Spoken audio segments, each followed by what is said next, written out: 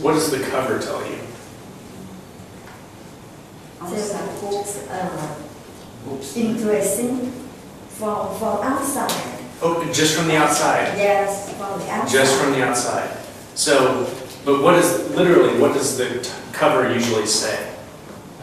Story name, something. Yeah. The story, the title. Yeah, so the story name or the title. So the cover just tells you the title of the book.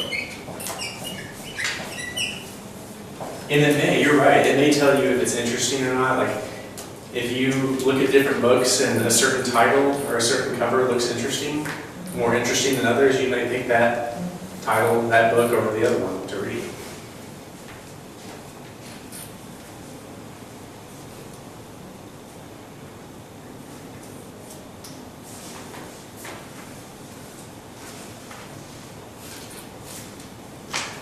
Okay, so we've talked about these two words. What does judge, if I was to judge something, what does judge mean? Decide. Decision. Decision? Okay. Decision. Conclude on something. Conclude on a person, conclude on a thing, conclude on multiple things. I want to give you guys the literal definition of it.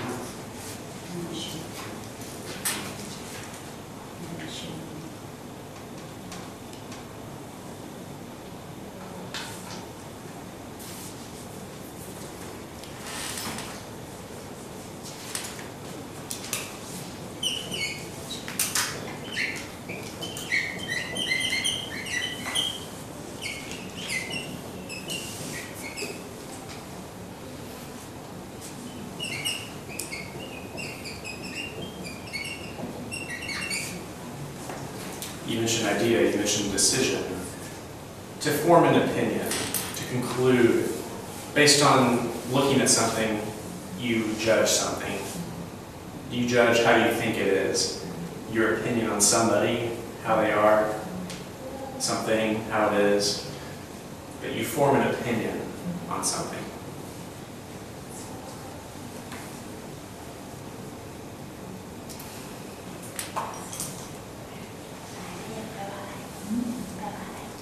So, again, remember idioms are...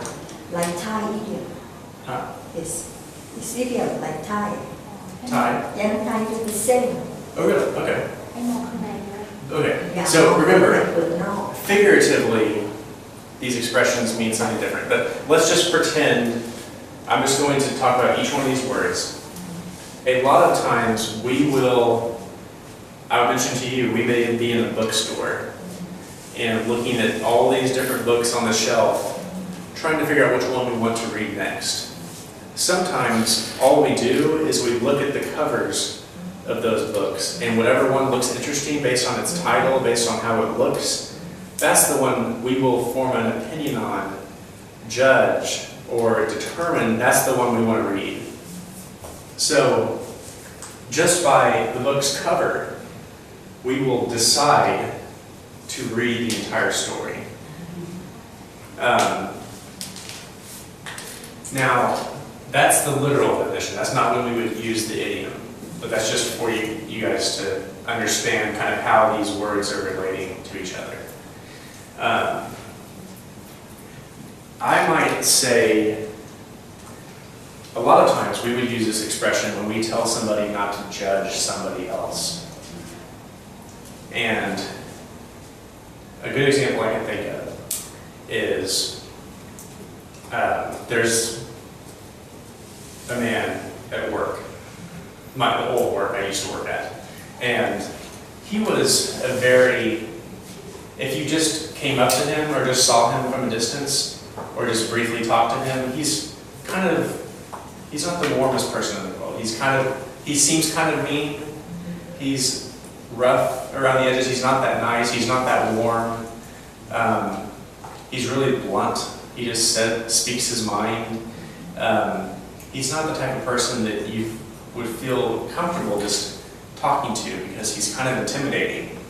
So just by that initial impression of him, again, I don't know him. This is just the impression I have of him. Just by that initial impression, I have formed an opinion that I don't want to get to know him because he scares me. But I'm only looking at the cover of that person. That brief glimpse, that just initial impression I got of that person, that's the cover. I don't know that person. The entire story of that person, his entire life, the way he lives his life, may be completely different. And that guy, he volunteers at church. He does a lot of work with homeless people. He does a lot of good work. His life consists of a lot of good things. So his entire life, his story, the book, is not the same as what your initial impression might be of him. It's something different. So somebody might tell me, you don't know him, don't judge a book by its cover. Don't just form an opinion on him just based on your initial impression of him. Get to know the guy first. So somebody might tell me, don't judge a book by its cover. Does that example make sense?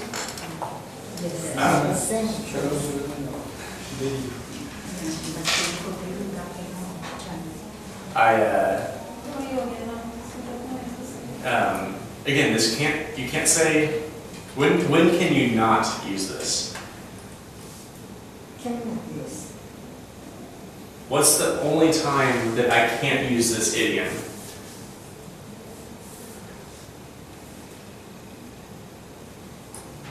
First time that when we someone. No.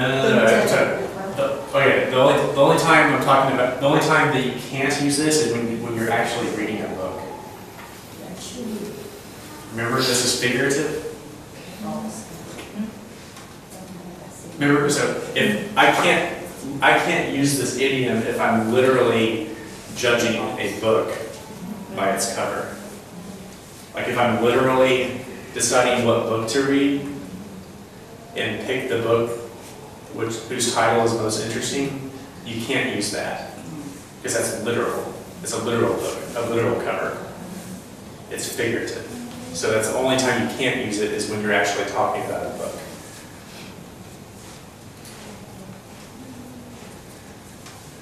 Can you guys think of any examples?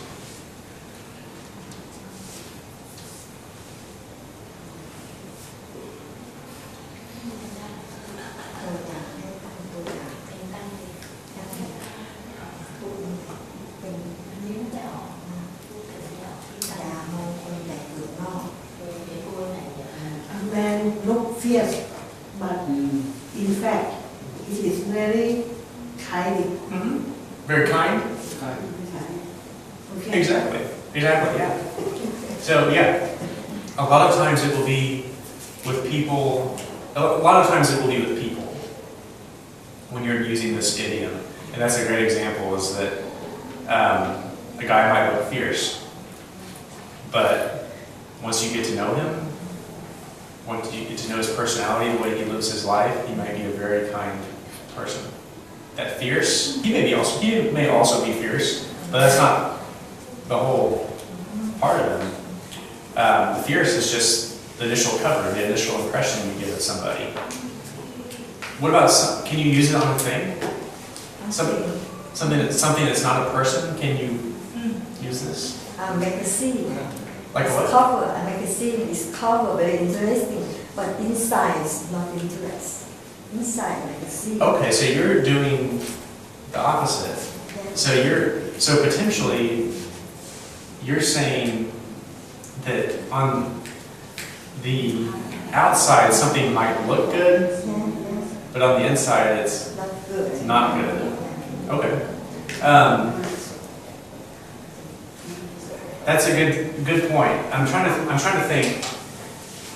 Normally, when we use this phrase, if I was to tell somebody, "Don't judge a book by its cover," normally it has to do with this, always being better than this. That the story, that a person is actually better than the initial impression. So I agree that you can probably flip it to where the story is worse than the initial impression.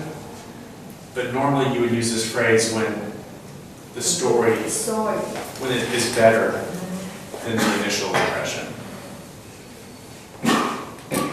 Another thing, you might use it in a situation. The dessert, so. The what? The dessert. Dessert. Very something I like to eat, but after I buy it, it's not really that I think it's not delicious. Oh, okay, but you're saying that it looks good, Looks good, but the taste is not but good. the taste is not good. But normally when you use this example, it may look like crap. It may look bad. It may look bad initially, but then it ends up being good.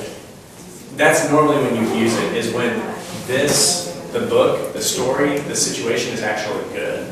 The first impression is not good. So I might turn your story around just a little bit to say that that dessert does not look very good. Just my initial impression of it. If a friend of mine comes over and everybody's bringing food.